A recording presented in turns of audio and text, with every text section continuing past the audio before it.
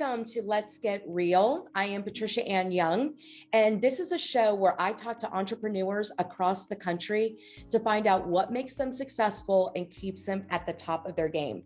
And today I am so excited because I've taken a little bit of hiatus, but the show is back. And what better way to kick it off with somebody from my industry? Those who know me know I am a real estate agent, but with everything that's been going on the last 6 months to a year, right? The market has been crazy. And one of the biggest questions we get all the time is appraisals. Oh my God, is it going to appraise? How many times do we hear that? I hear that constantly. And even when I go on listing appointments, if we put this price, is it going to appraise? And even with appraisal waivers, whether it be full or partial, or some states have escalation clauses, I mean, this is an important factor. So where do I find an appraiser? I go on TikTok one night, it's 11 o'clock at night along with everybody else, and I run across Angie. So I started watching her for a couple of months, and she is so funny, y'all. You've got to follow her. She goes as the Lady Appraiser, and she gives really great information.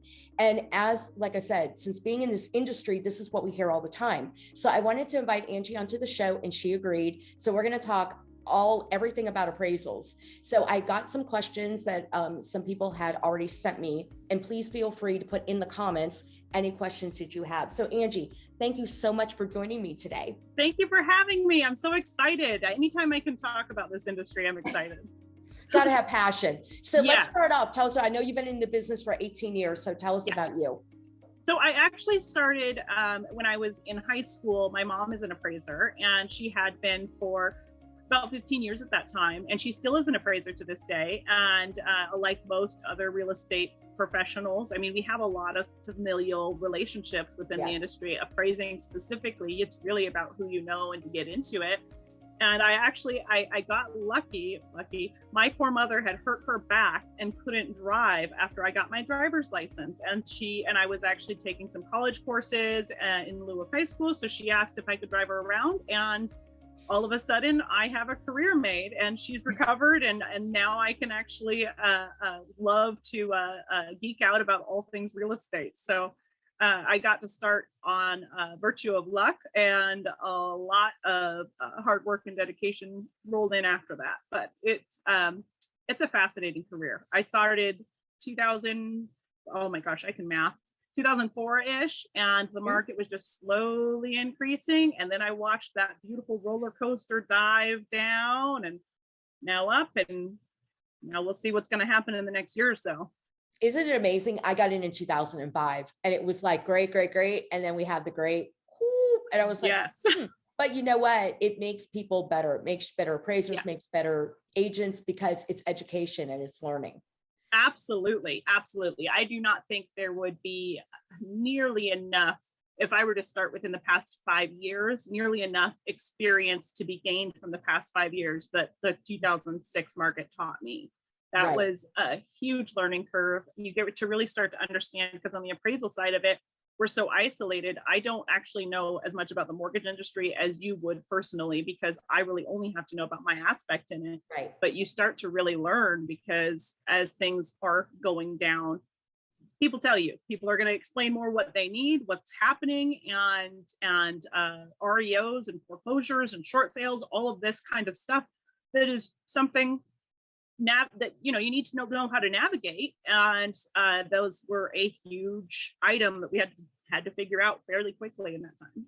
Exactly. Well, and while we're on the subject, let's go ahead and start. So obviously the market, the pink elephant in the room. Okay. So, like I said, we were in it when we had that first, decline. I don't like to use the word crash. Back then, that was a crash. I mean, that was like foreclosure central. I mean, I watched the whole area go. It was amazing. It was sad, but like I said, it was dealing with banks and short sales. So I don't see that happening obviously now. I mean, it's different. It's a different time. But what are you seeing now? I mean, just in the last 14 days, this market has really changed. Yes. And that's actually fascinating, because on the appraisal side of it, we are typically on the tail end of market trends. We tend to get the information at the very end. And what you'll see in a shifting market is you'll often see appraisals coming in at or above the contract price when the contract price is reasonable. But if a buyer's mindset is still in this seller's market that we've been seeing the past couple of years, and they're willing to offer maybe more than what the competing sales show, you won't necessarily see that. But when you have a buyer that's maybe a little bit more aggressive and a seller that's seeing a little bit of desperation, all of a sudden my appraised value is concluding higher than what they contracted for, because we're still looking at the data of 20 days ago, 30 days ago. And so now we're going to see that little paradigm shift of what information we have available to us. And as soon as that information becomes more clear, that's when we'll be able to see, as the appraiser side, like, okay, is the market just doing a minor correction, or is it in for this kind of a long haul, slow grade down? But right now, I mean, with the inventory not changing much, there's not a whole bunch of homes getting on the market. There's not a whole bunch of homes leaving the market, although I understand you were looking at your conditions earlier and that might be different. But we're seeing the market inventory stay essentially the same. And then the buyers not being able to afford that inventory at the same rate they originally had with the rising interest rates. I mean, we're seeing that drop, and then we're seeing these homes start to sit more. The negotiating power is going to those buyers. And we're going to see a correction, but it's hard to imagine the same type of a correction in 2006, 2007, when we had so much inventory. But I don't know about the Texas area, but in the Seattle market, we had so many builders who had overextended themselves that they just had basically a stop date where every house that was in their development was just stopped wherever it was. Maybe one was finished, maybe two had foundations, maybe three were cleared, and then the rest were marked and surveyed, but nothing was done to them. And they would just sell the whole lot at a loss just to get rid of it. And that's not something we see right now. We do not see the developers at this time dropping everything and running. And I think that would definitely be a significant indicator that we're going to see that extreme slope. But because we don't see that, it's hard to picture the inventory right now resulting in that kind of a decline. So how long do you think it'll take? Now, kind of what I noticed when the market started going crazy here, right? Like during COVID, it started with all the major over ask. I think we were seeing things about 25, maybe 30 over. And it was probably 6 months after that when you started seeing 80, 100, 200. Because we have so many California people moving here and they have cash. Yes. So I was seeing probably it took about, I don't know, I think about 4, 5 to 6 months. Then because we were hearing that it wasn't appraising, but they were signing full appraisal waivers. Yeah, it didn't matter, at that point. And that's also interesting too, because there were so many appraisal waivers, and yet at the same time, the amount of activity going on, it did not matter how many appraisal waivers they were. I was still so busy, I couldn't turn away enough work. And now the market has shifted to the interest rates going up, and there being I'm not sure on the shift. It would be interesting to know if there's the same amount of appraisal waivers today as there were 6 months ago, 9 months ago. Right. But the market has significantly slowed down in activity for both the buyers with their interest rates increasing and the refinancers, who maybe they would still get a better interest rate today than they would have 6 years ago or what have you. Maybe today's still worth refinancing for them. But until we know for sure what the Feds are going to leave the interest rate at and what impact that's going to have on mortgage rates, we're in this stale limbo of activity. So everything's kind of just slowly trudging along, and it has a lot more anxiety about it than it did a few years back when things slowed down, because we've had real estate, more than most, fluctuates from the spring to the fall. We're really so active spring coming into right before fall hits, and then we kind of have a lull. And for the 18 years I've been doing this, it's kind of guided that way. People will still refinance during the winter. People will buy, it's just not as much. Maybe you'll see a few foreclosures, although I did work with Fannie Mae directly, and I apologize, my phone's ringing in the background. Okay. We need an appraiser.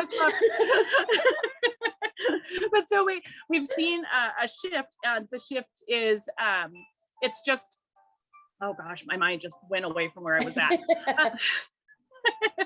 But we do see a lull different this year than we have the years past.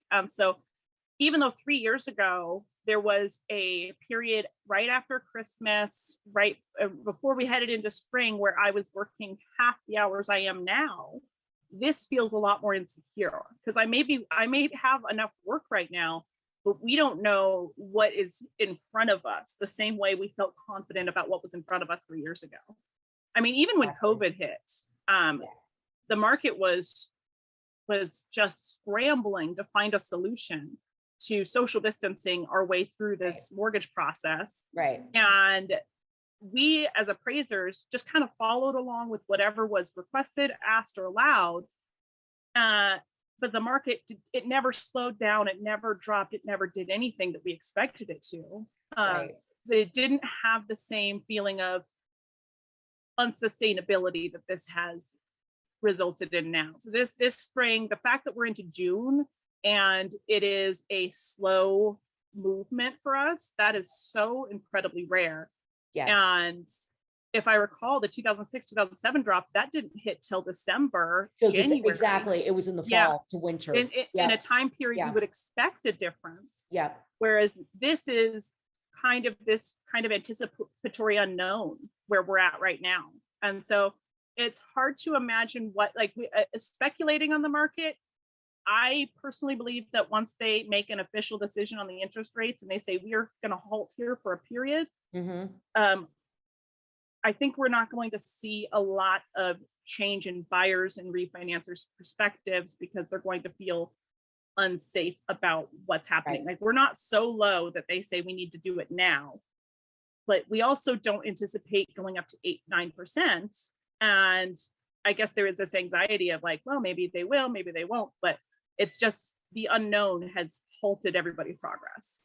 Well, and it's ironic because right now, people are like, oh, don't watch the news. It doesn't matter what's going on. But right now, I think everybody, like you said, it's almost like this scarcity because we don't have the inventory. But for me doing this 18 years right now, I've never seen this type of lull come into being in June. Because normally, like you said, you go through May, you get through the graduations, Memorial Day, then like between then and like July 4th, you're just jamming. You got listings, you got buyers, but I mean, I've got 5 listings coming on the market, but I mean, everybody is very cautious. And even the buyers I've talked to, and everybody wants that answer, that crystal ball. I wish we had that crystal ball, we'd be rich. But it's like, well, now the Fed, the interest rates went 0.75. So now, according to what they're saying, I guess we're now in the 6s. Yeah. When we bought our first house, it was 6.5. So same for myself. Yeah. Okay. So to me, I know 6.5 is high, especially coming what we just came off of 2 and 3%, but people, that wasn't sustainable. I mean, everybody, if you got to refinance and all that, that was great. But I think now, to me and my direction, I think this is great because this actually gives buyers now the perspective that they can actually buy a home. I mean, no one wants to pay higher and no one wants to lose their buying power, but what would you rather do? I mean, rent's got them 10%. That's the other thing. Rent has shot up. So would you rather pay almost, I got people paying $200 to $400 more a month right now. Yeah. I mean, wouldn't you rather pay, a mortgage, and then in a couple of years refinance? Yeah. That's the name of the game. So to me, this is exciting for buyers, but there is that scarcity feeling right now. And I think it's just have to get past that. And I think too, is that a lot of people, when the market is moving fast, they had to make irrational decisions. They had to place that offer now, and they could not ask themselves questions. They had, I know that there was a lot of buyer's remorse because not even that they regretted necessarily the purchase, but maybe they regretted the process in which they felt compelled to make the purchase. And now that things are like, there's more power into the buyer's hands. I do have this feeling that they are going on the slow end just to take a breath. And especially if we don't know what's going to happen, they need to be more cautious with their decision making, because let's say they get into a house and the market does drop. They might be sitting in that house for 10 years. And so instead of thinking, oh, I'm going to buy now, and if I don't like it, I can sell it in 6 months and actually make a profit. There's not that idea of investing quickly and not allowing yourself to think through the process. And I do think that's good for the buyers. I think that that's a healthier perspective for the market. I do. It's fascinating because I have an apprentice who we've talked over matched paired analysis, and that's where we get most of our adjustments from. It's a very specific technique that is very it's a bit of an art with the science, and you really have to compare as similar houses as possible. But you could have two model matches, the one sold for $675 and one sold for $692, and there's no difference between the two houses except for maybe one sold on a sunnier day and one sold on a rainier day. Like we can't measure that. We can't, calculate sufficiently why this one sold for this and this one sold for that.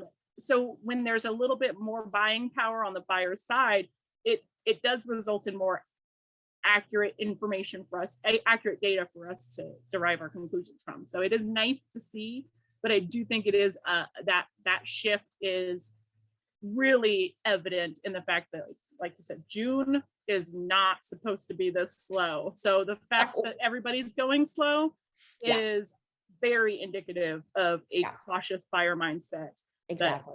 Will hopefully balance things. Well, and I think you said that. I think that we're so rushed. You hope that people didn't, I was more listing heavy than I was buyer heavy. And for me, I hated that market. I mean, I just felt it was a very unjust market. I mean, people paid so far over, but I understand something is worth what somebody wants to pay for it. But like you said, if they have to sell that house, anything in life can happen. There's no guarantee. So if they have to turn around, I mean, now with the market shifting, before you could buy a house and, like you said, turn around and sell it, make a profit. Well, now that's probably not going to be the case. No, I've seen actually resales. I'm currently working on an appraisal where they purchased a year prior, and for whatever reason, they don't give me the reasoning behind their decision, but they're reselling it. They listed it for higher, and now they're accepting an offer at the same price they purchased for a year prior. Yeah. And it's not necessarily that the market has not gone up, but it is a situation where they've decided they don't want this property anymore, and they're getting out from under it, and they're gonna take what they put into it and just say goodbye to it. And so that's, it is a fascinating shift. And I keep saying to myself to reassure myself when the industry is slow, one, I'm still busy. There's still work to be done. Two, it does not last forever. The market, no, it doesn't. And it switches so fast. It does. Well, that's evident. Yeah. So you brought up adjustments, and my question is, so let's talk about, and I know some people talk about this all the time, like houses that have there's never a list. People are like, what is a house value that backs to a commercial property versus backs to a green belt, backs to a school? So how is that determined? So we do, there are different analysis sections. There's a regression analysis where you extract the adjustment from a large number of sales. There's match paired analysis where you compare as similar properties as you can find. But as you know more than most, most houses after they've been purchased from a builder are altered significantly and personalized and customized, and different features become different things. There's zero houses that are resales that are truly in the exact same condition, quality, and all of that. So we work with what we consider competing properties. And so maybe we have two houses built in 2008 with the same floor plan. They were priced the same by the builder. Maybe one buyer decided to put in a heat pump, and maybe one buyer decided to replace the floors with hardwoods. But either way, they're both similarly maintained and mostly same features. We would look at those two, and if one backing to a power line easement versus one not backing to a power line easement reflects a significant price difference, then we would establish that price difference likely represents what the market reaction is. So when you have a seller's market where there's just no inventory and everybody's rushed and their decision-making process is, I want a property and I want a property now under these terms with this interest rate and what have you, you see less of a price difference between what you would otherwise consider maybe an adverse location versus a beneficial location. If you have a neighborhood that has this great market appeal for location because it's right next to a high-end industry, like we have Microsoft, we have Boeing around us. If you have buyers that want to be in that particular neighborhood, you might not see as much of a price difference for homes that have a view versus homes that don't, because as long as they're in that neighborhood, that's what matters. So what we have to do for every assignment is we have to specifically analyze the properties that are comparable to our subject property as of that time period. So if I have a market analysis for location or features that's 3 years old, that might not be relevant anymore because maybe the buyer's mindset has changed. So we really have to, what the appraisal does versus what your assessor does versus what Zillow does, is we are looking at that specific subject property and all of the features detailed within that property as of that time, as of that neighborhood.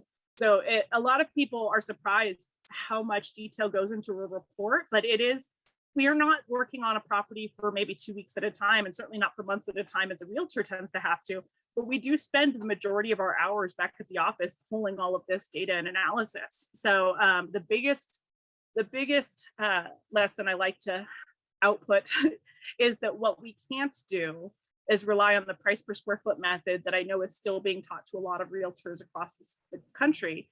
And the reason for that is that price per square foot can be incidentally great if you have very similar sales. Mm-hmm. And if you don't have very similar sales, what it doesn't take into account for is location, quality, condition, view, bathroom count, garage size, those different features that do contribute value, but what value do they contribute? And then it's such a long process, but and I could go on forever about it. But it is fascinating because it's really what I spend the majority of my time doing is my apprentice, she'll do a lot of the pre-typing for me, a lot of the data inputting for me. So the majority of the setting up the file and creating this picture of what the house is, it's a very serious component of the report, but the majority of the analysis is looking at what every sale has done in that neighborhood within the past 90 days, within the past 6 months, within the past year. And what does that look like compared to our property? That's very interesting. So if you guys are just tuning in, we're talking to Angie Pellegrini. She is a certified appraiser. She's been in the industry for 18 years. She's out of Seattle, Washington, and we're just talking market and, questions about appraisers and what you're always wondering. So if you guys have any questions, please drop them in the chat. And then, so let's talk about if there is a house, and this was a question that somebody had, if there's a house that is not similar, like, okay, I'll give you an example. I have a listing like this. I have a listing in a small city. The house is 6,700 square feet, is 6 bedrooms, 7 bathrooms. There is nothing. It is the largest house in the city. They built it. It was custom. It's 10 years old. So what I had to do was go to the neighboring neighborhood is what I did, which is same schools and everything, which is like a half a mile. So I pulled out of call Flower Mound. So basically those houses range in the 6,000 square feet. You can find that up to 14. So what do you do? Like, what's the difference when you can't find a house in a neighborhood and you have to appraise it? We do expand, just like you mentioned. We're going to try to find a competing property, a competing neighborhood, so that we don't really have to adjust for much, because the less we have to adjust, the more confident we are in our conclusions. If we go take that 6,000 square foot house and compare it to a property in a neighborhood that has significantly higher prices for that neighborhood versus our subject's neighborhood, then we're going to have to do an analysis of like, well, what is the price difference and how do we extract that to compare it to this one? But if you can find something similar, even in a neighborhood that you wouldn't necessarily find a buyer calling competing or relevant. And I use that example because I do a lot of lakefront properties, a lot of waterfront properties. Out here in Washington. We have a lot of lakes, we have a lot of rivers, we have a lot of Puget Sound frontage. If you were to go out to Shelton, which is a county that's probably 2+ hours from Seattle, versus a property that's up in Briar, which is up north of Seattle, so 2 different directions, but also similarly far away, you might actually find those are more competing to each other because of their distance to the city center. But the buyer wouldn't necessarily consider a property on the south end the same they would consider a property on the north end, because their location matters to them specifically. We can still use that information to derive maybe what a property would sell for if we know for certain that those neighborhoods are relevant. So I definitely agree to expanding to different areas. And while I would rather look at the current market trends because it does impact us so significantly, I would go further back and then account for the market increase. And that, again, the more you have to adjust, the less confident you are in your conclusions. So ideally, you're going to find a competing sale that has this, or actually it wouldn't be competing because it's not appealing to the same buyers, but a comparable sale that has this same profile as our subject. And you wouldn't have to necessarily extract that location adjustment or adjust significantly for size, because that's what you're trying to establish. Right. But what I do see some real estate agents making a mistake on is they'll take that 6,000 square foot house and then they'll find, okay, these 4 houses sold in the neighborhood that were 3,000 square feet. So our subject is worth twice that. And Oh yeah, no. yeah, and I know No. you have enough experience to know why that's wrong. But Right. like, there's this idea that again, and it comes back to that the fallacy of the price per square foot method. If you were to establish something based on the price per square foot, you really do need to make sure it's competing in actual size, because there's the as you go up in adjustments, the increase, it arcs it a different way, so it doesn't just go up at the same rate as it would at 3,000 square feet to 6,000 square feet. It doesn't contribute the same type of value, and so there is a possibility of an over improvement. That's what a appraiser would say on this side. Like, is this over improved? Well, if you have support that it's gotten an offer and multiple offers, for example, you're less likely to run into appraiser supporting that it's over improved, because what you're seeing is the market does accept it, and the market is willing to pay for it. We don't establish our conclusions based on one contract price, or even just a couple contract prices on the subject property, depending on what the market is looking like. But we do say, okay, so we have the subjects contracted for this, and we have these sales in competing neighborhoods that sold at this. And then we can establish, okay, yes, those are reasonable, and I can see the purchase price supported, or we can establish why it's not supported by what we have available to us. And so that's the biggest thing, is if you find properties that are unique, you definitely want to make sure you don't get to choose your appraiser. And that's the hard part. But you do want to know what kind of experience they have in that area. And I can always tell when somebody's trying to quiz me like subtly. It's always, okay, well, have you been to this neighborhood before? Valid question. How many times have you been to this neighborhood, or do you come here often? Like, how often do you work with houses of this size and quality? Like, those type of interviewing questions I'll get from a homeowner that might be a little bit more concerned that maybe I don't know this particular property type or this particular area. And again, you don't get to choose your appraiser, but you can express concern if you find somebody who's like over their head. And I will say that I've gotten a lot of orders from clients because it was reassigned to me after an appraiser declined it because they weren't comfortable with the process, they weren't comfortable with the property. And I'll go out and homeowners will say, oh yeah, they came out and they said, I can't do this, or this is crazy, or it amazes me what appraisers will say to homeowners, or at least what I hear they say to homeowners, because I think if you're not confident in something, yes, that's information that's relevant, but maybe it's not relevant in that moment. And it is something that we do hear oftentimes. If on the agent side of it, I imagine that you have a conversation with your homeowner about what you have experience with and what you're going to do to get to that price point. On the appraiser side of it, we tend to have a conversation with the lender of, do we know how to get to that value point? And do we know how to do that? Comparable sales in different locations, or the market increase adjustments, or so it is an adjustment process of going out, like you mentioned, to different areas. And it is an adjustment process of, you are limited to what you have available to you. And I was telling you my story earlier before this call. I have done appraisals where, and it's not even the only time, but it's the one I always think about. And it was in a high-end luxury community. And I went out and did the appraisal, and there were no sales in that community for the past 3 years. And even when I went back that far, comparing that community to the surrounding communities was pretty similar in price. Well, apparently that neighborhood had escalated in a market appeal in that time because of its location on a mountainside, its amenities for the neighborhood that were unique to this specific neighborhood. So I come back to the property a year later because they're refinancing again, and I have another appraisal order. And the market had increased about 10%, but my appraised value had increased 40 to 50%. And it's not that I was necessarily wrong on the first one, although I would say that I was less confident on the first one. But I have a lot more confident data today for the most recent one, based on the 3 sales that occurred in the neighborhood within 90 days versus the no sales that occurred over 3 years. Well, it's good to know too that you talk to the lender to find out, how can we get this price? Because I think a lot of times agents just think they get a copy of the contract, go out, try to, match it, and we're good. And I do agree. You get that a lot. And I had an incident 5 years ago. It's the only time I had one, when we had a bigger house and the appraiser wasn't from an hour away. And you could just tell that even the lot size was wrong. And I'm like, okay, this is not a good appraisal.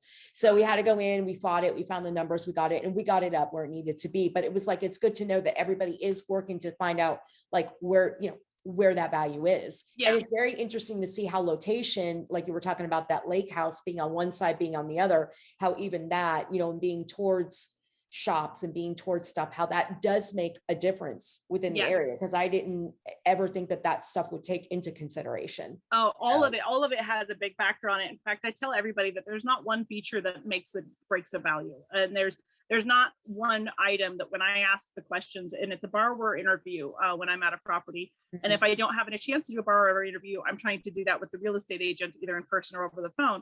Or if I have no way to reach anybody because nobody's responding or because they're asking for a limited scope assignment, I am trying to get as much information as I can from the prior listings and the county records and the plat maps and the aerial maps, and all of that does factor. And in fact, we were discussing also, there's like a neighborhood near me that happens to be by a military base, happens to be multifamily, happens to be surrounded by commercial.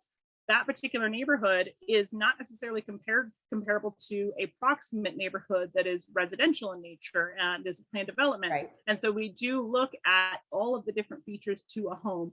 Whereas if you were to say, look at a computer algorithm like Zillow or Redfin, they don't have the ability or resources to analyze a specific subject property in that way yet. I mean, I have no reason to believe that the computers won't reach it, but it's not there now. And so what my specialty is analyzing a very specific thing for a very specific time.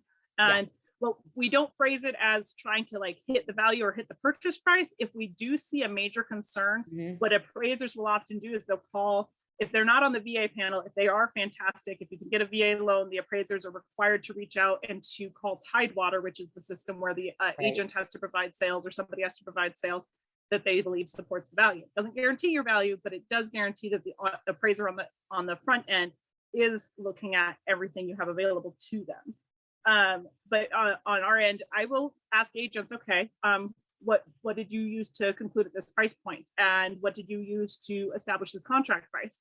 And you'll know when you have a really experienced agent, when they, based on their response, if they maybe don't have as much experience, I'll hear from them and like, I don't know what you're talking about. Like everybody, everybody uses some method to establish what they're going to price something at. Right. And either if they didn't do that at the listing side of it, that's fascinating. But if they didn't do it on the buyer side of it, that's also difficult because your buyers, they're trusting you to provide them good information. And so the buyer's agent is also a good resource for the appraisers to say, like, this is why we offered this much. And I mean, definitely buyer's agent should be doing that. I mean, I've been doing CMAs for the buyer's agent just before. I'm like, hang on, even when we were in a crazy market, let me just see where we are, because you signing that full appraisal waiver and we go $85,000 over, let's hope that you don't have to bring $85,000. You know, I mean, let's see, but agents should definitely on a buyer side be pulling a CMA. Yeah. And that's just it is. And what we're providing on the appraisal side of it is we're providing an educated opinion. And what you'd like to know is that we actually put the forethought and the dedication and the insight and the experience into that educated opinion, but that it is still an opinion.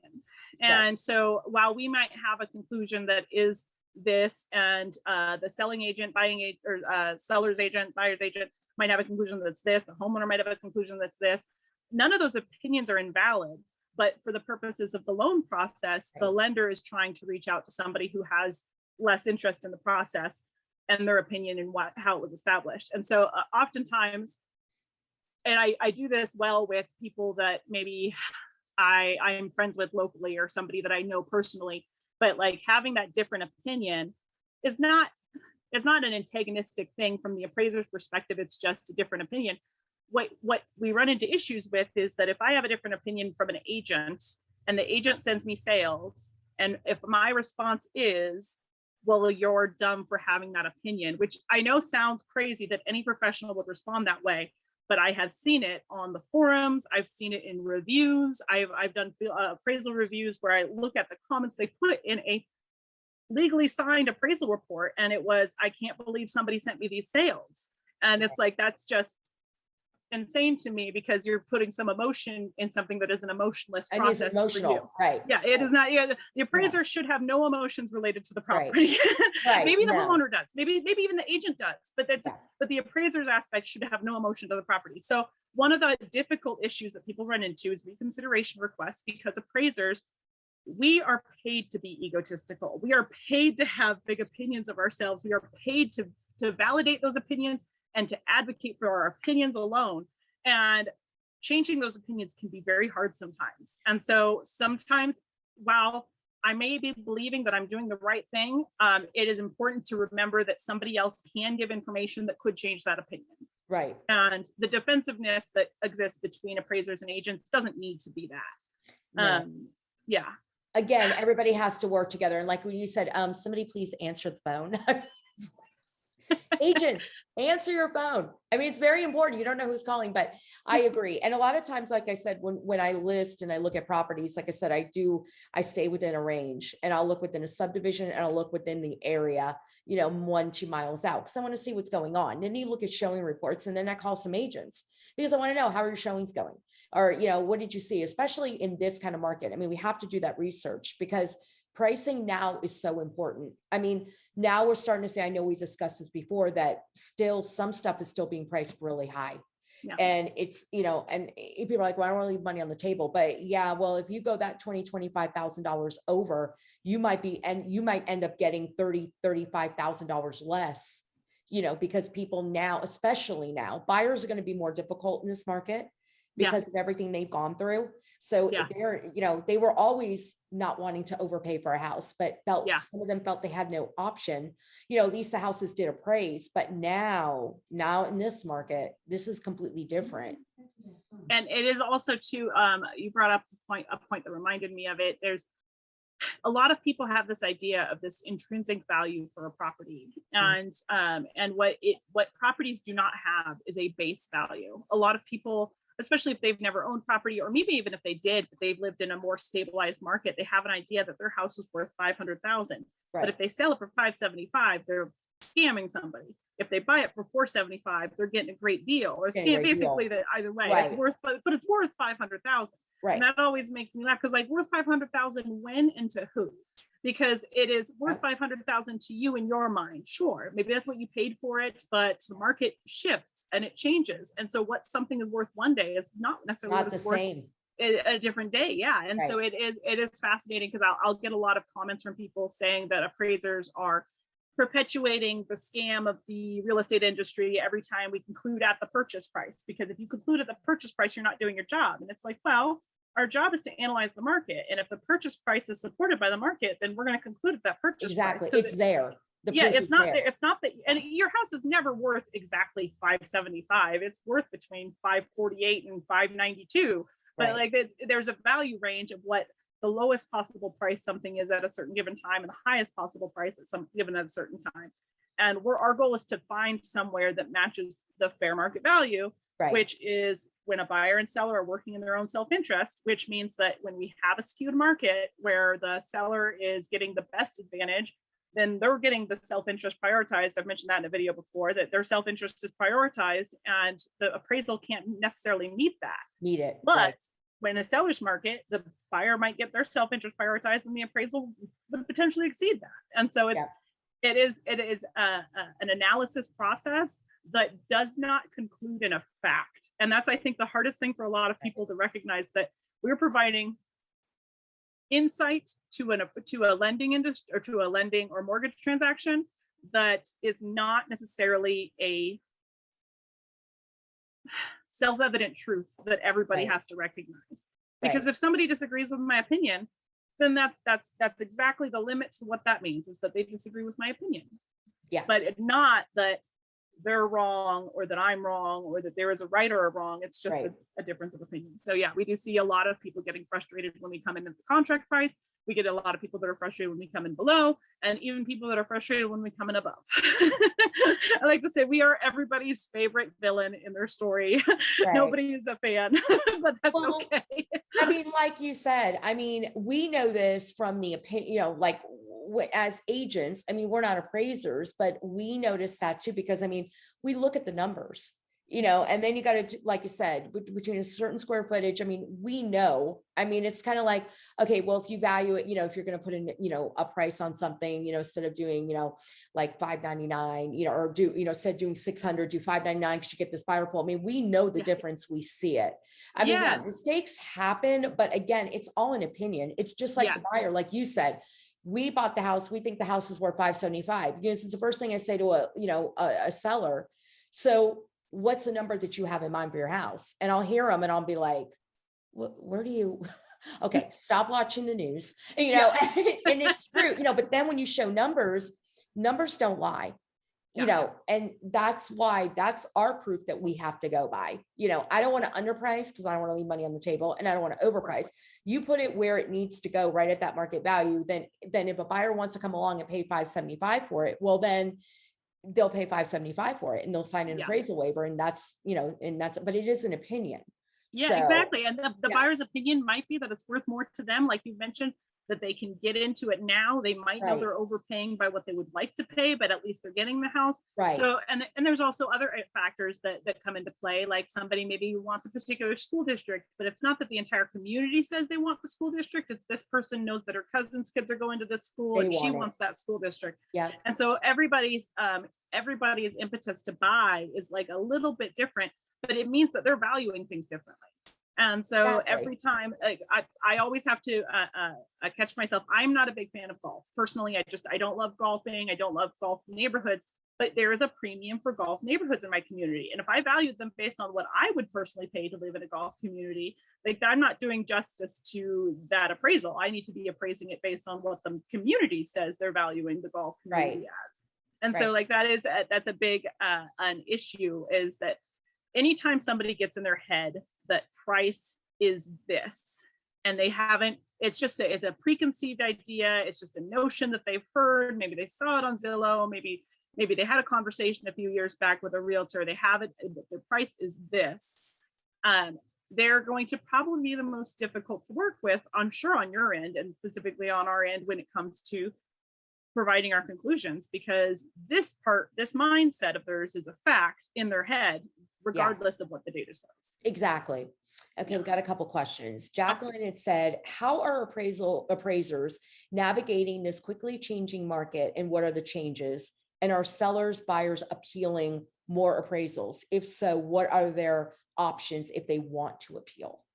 So I have just had one reconsideration request recently, and that's the one we were discussing about the different zoning in different neighborhoods. And they had sent me homes that are in a residential neighborhood plan development versus my mixed use community with the multifamily properties, commercial, right next to the military base.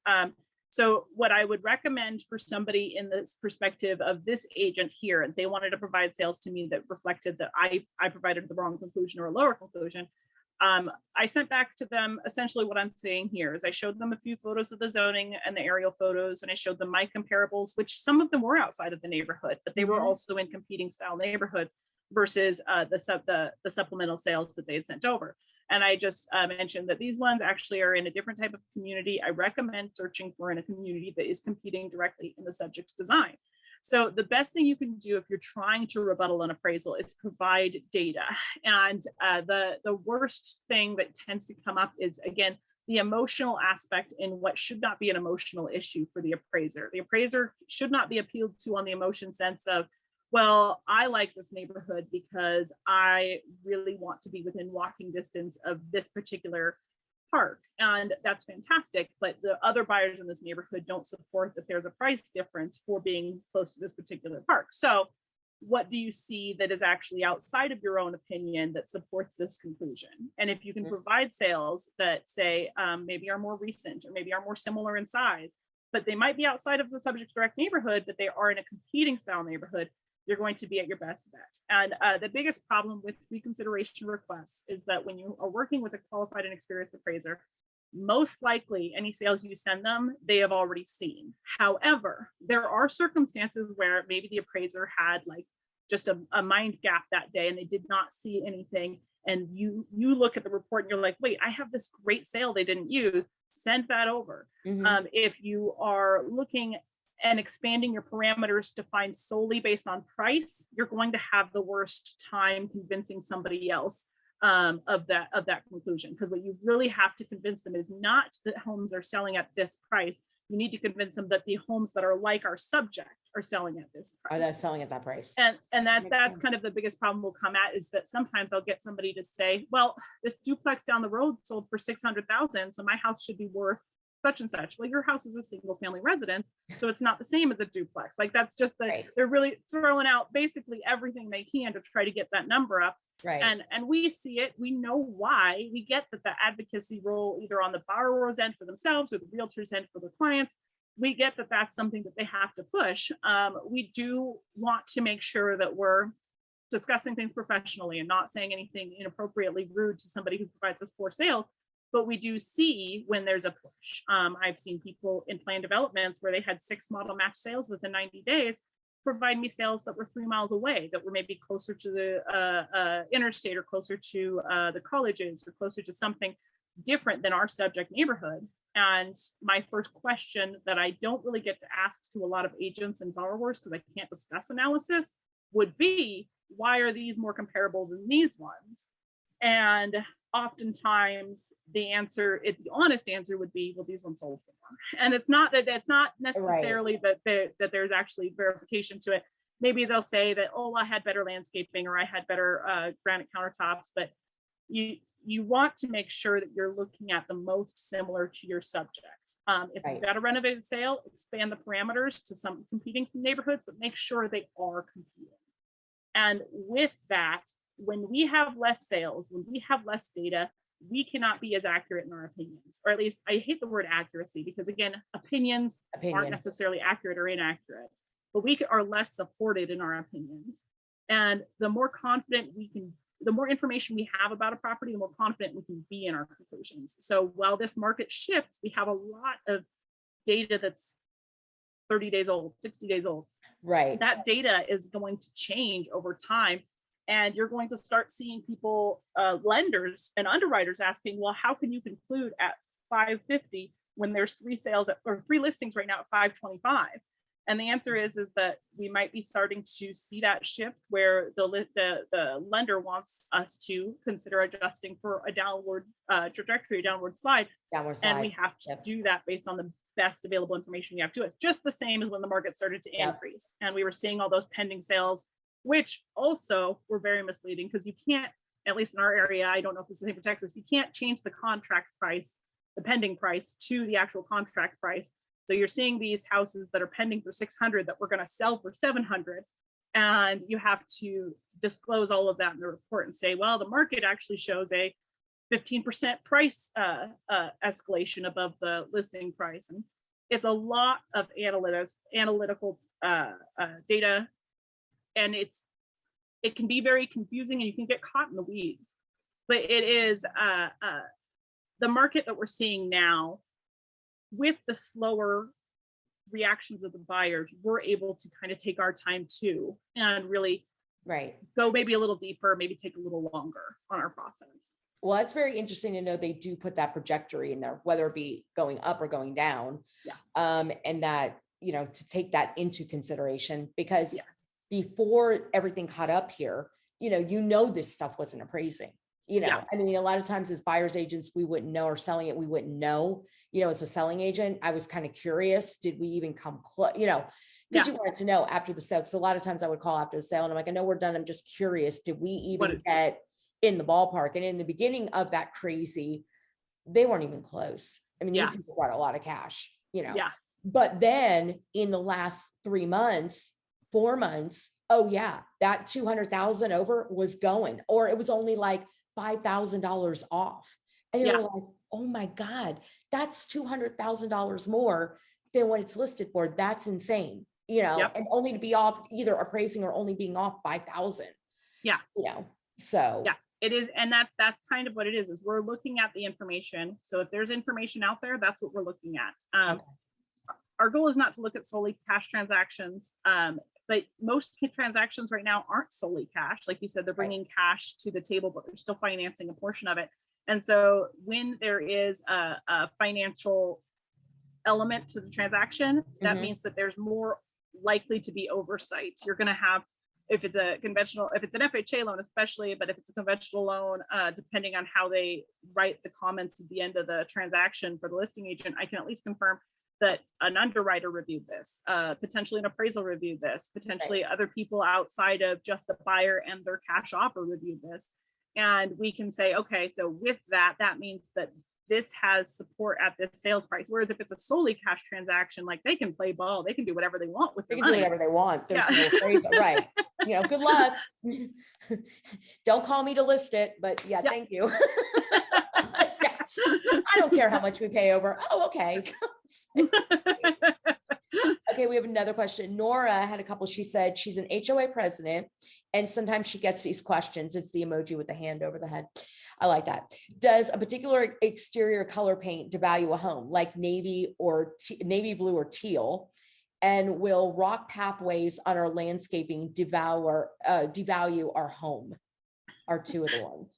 So that's one of those personal preference items that always make me laugh, because what happens most of the time is that people have an idea in their head. Like you can't account for taste. Everybody has their own taste. And sometimes people really want to have that completely black painted house, or that lilac painted house, or that multicolored house. And that's an interesting one. We see that a lot around Seattle. People have very artistic influences and they want to have different things. We don't necessarily adjust on the appraisal side of it, but we're going to try to find something similar just to show that it is marketable. But the problem we run into is on the appraisal side of it versus the listing side of it versus the actual sales transaction. On the appraisal side of it, if you're refinancing, most of your competing properties, they will do paint, flooring, fixtures. They'll just a quick swap out of something very bland, very neutral. And that is in a more stable market. Right now, the market has been so seller dominated that people are willing to pay anything and not even look at the house. They don't even care. I have a close friend of mine that he'd been looking for a house for over a year, and that's not unusual now. Like the offers that he was putting in were just nothing compared to what other people were able to offer. So he finally found a perfect house for him. He just bought it, immediately had to get it painted because it was a bright, like, oh gosh, how would I describe it? Like a chartreuse. It was a very neon color. And it was, and he repainted it to a dark navy, which is fascinating to me because the paint is like almost like on the opposite end of like not neutral paint colors. Right. And so, but for him, it makes him happy. And I would say all the time is that look at the market you're in, and if it's a seller's market, I would be less concerned about it. If it's a buyer's market, then I would try to convince somebody to go neutral as best as possible, because the neutral is what sells the easiest. Like, don't go over the top personal preferences, because you're not going to see a recoup on that. Right. Well, it's funny too, because I had a client just recently, we're going to list his house, and before the market was still crazy, one of the rooms was black. Yeah. And I watched it and I'm like, black. And I'm like, you know what, you got to paint that. You got to make that neutral. I mean, even back then, because nobody wants a black, you know, just to make it a little bit easier, paint is cheap, just go in, fix it. And he did it. Thank God he did it, because now we're going to list it. And now that would have been a problem. Yeah, so. It's a problem now that the market's shifting, especially when I was a little goth teenager. I had a black bedroom, and my mother only agreed to it if I agreed to strip and paint it after I was done moving out. And she made the right decision, because it was not marketable at all. I think we even tried to paint a dragon on the wall. It was not, it was a very, very teenage room, and it was not at all appealing to the general public. And that's just it, is that like people love what they love. And when they're just going to be, when they're going to be there for themselves, like live in what you want to live in. I have a goal right now. I've seen this IKEA green kitchen I want so badly, and my family is telling me, "Don't you dare! Don't do a green kitchen." I'm on the fence. I might do a green kitchen, but if I do, I have to recognize that like maybe in 15 years, if I'm going to resell this house, I'm going to need to replace that kitchen. Or if I maybe want to sell this house within the next 2 or 3 years, I might be losing some money out by having a green kitchen. It's just not market appeal. So honestly, as much as I don't like the HGTV price difference that they'll put up there, they'll say red door equals $1,000 or new garden bed equals 500, whatever it is. Their little methods are kind of more art than they are science. But when they post what they post for remodeling, that is typically leading what people want around. Like everybody saw the shiplap revolution. Everybody saw that, like all of these features. we went from black granite countertops to white quartz countertops. We went from a red accent wall to a more of like lighter tones throughout the house. And it really does, like, you can tell, honestly, sometimes you can tell what generation the person is based on their remodeling decisions. Exactly. And that's true. So we'll go to retirement communities, and they'll have these copper and gold plated fixtures. And I'm like, these are what I see in the 70s, 80s houses that have been not updated. And they just brought them right into here because that's what they loved. That's what they loved. Let's see. Another question from Terry. She said, Angie, can you discuss some of the new changes to the appraisal industry that started April 1st? Okay, so we have just had to change the way we measure houses. Although, as I understand it, there's currently a court case pending on square footage measurements for appraising. So this may change as the year progresses. But right now, Fannie Mae is requiring that appraisers measure houses to ANSI standards, and that's American National Standards Institute. So we have to measure to the nearest inch or tenth of a foot. And what's fascinating about this for me is that I use a laser to measure. I don't have it here, otherwise I'd show you. But it's a laser versus a tape reel with the circle, and then you pull it across. The laser, depending on how you hold it, will come up with 3 different measurements. And so it is a lot of, and then you have to know the construction quality too, if you're going to do the inside of the house versus the outside, because 2x4 framing versus 2x6 framing is a different calculation. So we have to spend a lot more time and detail on these measurements. And sometimes that means we're going to be very different from what the county records show. So you'll see people being very concerned at our conclusions because maybe we're coming in 400 square foot smaller, or maybe we have to separate what we used to include in the above grade because there's a portion below grade. And right now there's a big influx and push for what's considered bifurcated or hybrid appraisals, where you will have somebody go out to the property who is not an appraiser, who maybe they're a realtor, maybe they're an apprentice, they might have a licenseship related to real estate, but they're not an appraiser. And they'll go out and they'll take the measurements and take the photos and send them back. And some companies require these people to go based on the ANSI standards, and some do not. So you'll see if you have 2 or 3 different companies, 2 or 3 different square footage, and not just the minor differences that you might see before of, maybe 50 square feet or 100 square feet. That's not that unusual, but you're looking more at like 20% differences. And that's a big impact on the conclusion. So you'll see the square footage related by the appraiser is going to be a lot different than they might have reported for the same house by the same appraiser 3 or 4 years ago.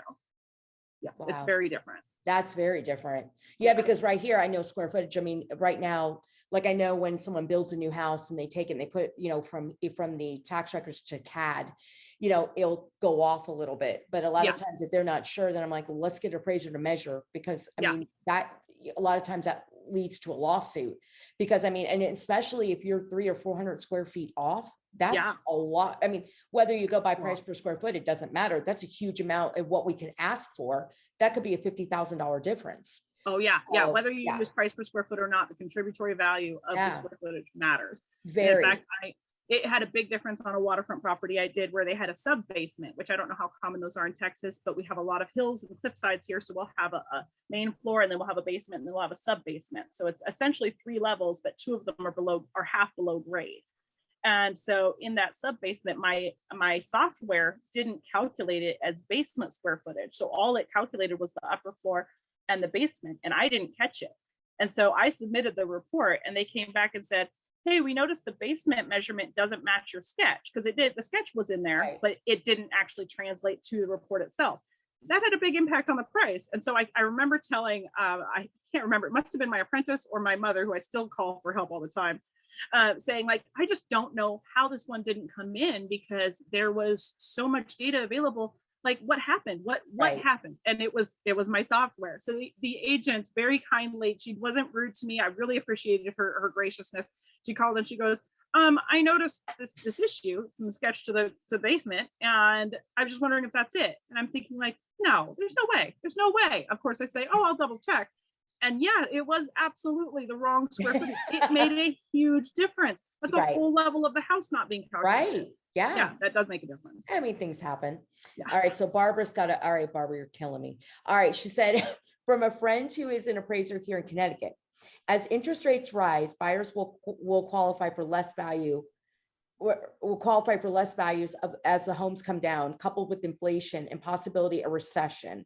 The housing market also gets affected. As an appraiser, I'm witnessing that now. For example, I just did an update for a client in Middletown that I appraised her home back September 2021. And with today's late first and second comparable sales, her value of her home decreased by 8 to 10%, from 300,000 to 275 to 270. For reference, Middletown is in Hartford, Connecticut area, about an hour north of where I am in Northwark, Stamford area. So yeah, like you were talking about.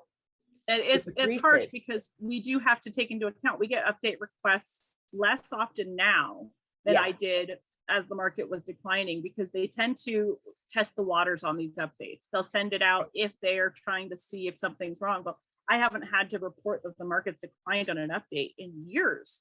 And when that happens, like, that is so hard to relate. The market has such an impact on everybody's lives that it is easily the hardest part to separate myself from on the appraisal side of it, because I don't wish anybody poorly. I don't want anybody to have a bad situation, but sometimes we have to report information that is very difficult, and we're not even reporting it to the homeowner themselves. So they're getting it third hand. Right. And oftentimes feeling maybe very betrayed. I've had people feel very betrayed by me by not talking to them about their appraisal. And it's like, well, I really can't. And I'm here for the lender. I've had people kind of project their own life circumstances on me. There was a gentleman who was going through a divorce, and he texted me afterwards. He wasn't happy with a photo I submitted. And I said, well, I had to submit it to the bank. You didn't have it ready. And he said, it's like you never cared about me. And I thought, I immediately read it to my husband. I was like, I think he thinks I'm his ex-wife. Like, wait a minute. And the jerk response in my head, the immediate jerk response was, well, I didn't, but I didn't, obviously I'm not here to say that. I'm just like, well, I work for the bank. I'm not here to care about your circumstance, but it is a hard situation. People are going to see the world shift a little bit if the market declines. And on the appraisal side of it, we tend to be very busy on the decline, because while all these appraisal waivers are great during an increase, banks become a lot more cautious with their lending when the world is slowing down and going down. So we're seeing a lull right now that I don't anticipate to stay, whether the market goes up or down. Right. It's just until we know. Yeah. If there's that crystal ball. Right. Yeah. Terry said, I had a 5,000 square foot difference, and it was determined that the builder had included the garage square footage on the condo in the public records. Yeah. I mean, things happen, but it's going to be interesting to see what's going to happen in the next 6 months. We're definitely going to have you back, because I mean, it will be very interesting to see, between the inflation, between the interest rates, I don't know. Part of me thinks that we might be busier in the fall. I think people need to feel their way through this right now. Yeah. And let everything level off a little bit. And I'm hoping, God willing, that the interest rates will, they'll decide to, get to a point and just kind of hover and stay. Yeah. So, I mean, but again, we knew that those interest rates were not going to stay like that. They were just too low. They got to stabilize the economy, and hopefully they can get gas and in food and inflate, and hopefully they can get all that under control, which will help the housing market. And if we can get building supplies, I know there are people out there that are wanting. I think the biggest difference that I see now versus when I first started was that new construction, there was always an option for a new construction neighborhood for first-time buyers. And right now, there really isn't that around my area. There's a lot of new construction luxury developments. There's a lot of new construction areas that appeal to people that are maybe have a very highly developed income or highly developed equity from a prior sale. But there's not a lot of new building. I work with Habitat for Humanity, because they are required to have appraisals on records as well. Mm-hmm. And even those communities have gone up drastically, even with the limitations that they have on the income restrictions and resale restrictions and all of those things. I'm sure they are the bottom of the market sales price wise compared to their competitors that aren't influenced by that, but they are still reflecting $250,000, $300,000 sales prices, and an area where you would typically be able to buy a Habitat for Humanity home for $150,000 or $70,000. It is one of those things that I'm interested to see what we can do inventory wise to increase people's chance to get in, because we don't want it to be the situation where No. If you own a home, you can always own a home, but if you don't own a home, you could never own a home. And like And that's the problem. My friend and I were discussing this with an agent. We were saying that we've taken out a whole entire buyer pool. And there are some people that will never be able to afford to buy a home. And the home not in is the like that current American status, yeah. dream, right? For as corny as that sounds, but if someone wants to buy a home, you know, they should be able and can buy a home, you can qualify to buy a home, should be able to. I mean, right now, the only really like low priced homes are like condos, but then you take a condo can have a $300 to $500 HOA fee on it. Well, Oh, that yeah. just, that takes somebody's debt to income ratio way out of whack. So, Oh, yeah. so it's not even that anymore. I remember when, you know, we bought our first house in this planned community, it was only 165,000. I mean, now you can't get into the subdivision under 400,000. Yeah. And that's a 10-year difference. Oh, yeah. I mean, that's a lot to increase. Yeah. So yeah, hopefully we can come up with something and the government can see this and we can come up with programs, or like you said, work with builders that we can, you know, if somebody can qualify and they want to buy a house, they can. I think the biggest thing that I'll see, that I would see make the biggest difference on the appraisal side of it, and perhaps on all the real estate side of it, is some kind of a regulation that doesn't allow purchases for investors only. If we exclude some investment purchases in some communities, we're going to see a difference. I love investor purchases. I personally, I have a rental house. I know of a lot of people that have rental houses or rental properties, but it's when the bigger companies that have the cash that can swoop in and take everything that it does make it difficult. And so, yeah, we see the same thing here. A lot of people are priced out. They maybe they can go to a condo, but if a special assessment comes across the table, they'll lose the condo. Yeah. And a lot of people don't know that. And I'm like, you understand if you live in this condo in 5 years, you could have to pay like $500 or $600. And, you know, some people don't have that extra expendable income. And, you know, it's very hard for people to save right now. I mean, I don't care what price, I mean, with everything being so high and gas itself, you know, that's hard to know that. So that's why I say agents have to be educated. They have to watch the market. They have to understand the market. You have to make sure what you're telling buyers, you're doing your due diligence, same thing with sellers, and you're watching the market like every day, especially now, you know, and talk with vendors, talk with appraisers, talk with their mortgage companies. I mean, we all need to work in unison and to help get through this market. And especially even if agents are newer, I mean, help newer agents. I mean, we don't want to see anybody make a mistake that's going to severely cost somebody a lot of money. Yeah. And I said it earlier to you, and I say it a lot, but I think I should qualify it. Like the kind of agent that combats with me the most, the bulldog agents, those ones are probably the ones you really want on your side and should should find for yourself. But you want the bulldog who's advocating for you, not the bulldog that's advocating for the closing date. That's like there and is just the paycheck. And there's a difference. And I think now, you know, everybody's, you know, this market will weed out a lot of agents who just got into it to make the money, because this is, I always say, if people get into this industry to make a lot, and yeah, you can, but if that's your sole purpose for getting into this industry, it's a hard industry. We work hard. We work longer. We probably work longer than the person that works a 9-to-5 job, but we love it. And that's what we do. But you have to be an advocate and you got to fight for these clients, especially now. You know, there was a story, I'll never forget this. 2 years before COVID, we had gone down the street and I had met another agent on Instagram, and they were doing these builder open houses. So I went down to Dallas. I went in, parked my car, and I walked. And I will never forget this for as long as I live. A couple was getting out of their car. They had to be in their 70s. And she got out, her purse dropped. The husband was getting a walker out of the car. I went over, I'm like, let me help you. Let me help you. And they're like, oh, you're so nice. And we started talking. And I said, oh, I'm an agent. I'm here just look at the house. And she goes, yeah, we keep having people want to buy our house and they want to push us out of this neighborhood. And I'm thinking to myself, oh my God, these people lose that house. They'll never be able to get into something else. I give them my card and I said, no matter, even if you have a question, please call me. But that's the reason you get into real estate, is to help the people like that have nobody to help them. The people that are trying to be pushed out of these neighborhoods, you know, because somebody wants to build a McMansion. The last thing we need is another McMansion, you know? So. the passion for it makes a huge difference, especially because, like you said, we are, even on my end, I'm still working way too many hours, and you're bringing your laptop at every vacation, and you always need cell service, and you always need to be available. And sure, there is a shift away from that like hustle culture. We're all kind of internalizing that we need a little bit of space for ourselves. But there is, if you don't have the passion for this industry, it will grind you down so fast. And it is, it is, it's not about the income necessarily. The income's fantastic, but it has to be, it's you're putting so much out there. It's it. I mean, you throw enough to a wall, something will stick. And I think that's it. This industry is about relationship building. It's not rocket science. and I Nope. tell that people all the time. I mean, so much of my business is repeat client, till this day. And I'm like, that's what you want to work with. Those are the people that you Yeah. want them to come to you. You want to be the resource.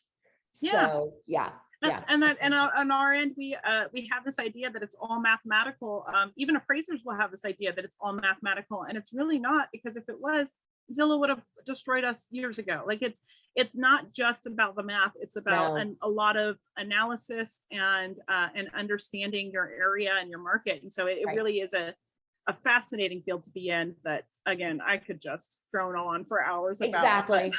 We knew we wouldn't have a problem. Well, thank you so much for joining us. I mean, and I'd like to thank everybody that tuned in, and we did have like 12, 15, 20 people at one time. It was great. Thank you for the questions. Fantastic. And we got to have Angie come back, because let's see in 6 months, where we stand. I mean, right now we're in June. Where are we going to be, come January, February? Who knows? Yeah. Yeah. It'll be it's like, I don't know. We'll see. So again, thank you so much. And I look forward, and please, everybody, you got to look up Angie definitely on TikTok, because like I said, she answers all kinds of questions, and she's got all it's a good page. It's funny. I was on there one night and I just kept going video after video after video. So I love answering questions on there. I'll get private message questions all the time. I love to get back to them. Maybe it takes me a day or two, but I'm also trying to answer all the comments. Love having people interact on there. It's fantastic. And like I said, I found her on it, and I reached out and said, want to do a show? And I think the next day you got back to me. So, and definitely, I think this has been great. And like I said, it's good to have an outlet just to ask a question. So absolutely. Because you can't ask most appraisers. So I'm happy to be the one who exactly. Well, again, thank you so much. Of course. Thank you for having me. And thank you for everybody tuning in. We'll be back next month. So make sure you check my page to find out who the next guest is going to be. All right, guys, stay safe, sell lots, and keep an eye on the market, and don't panic. Bye, guys.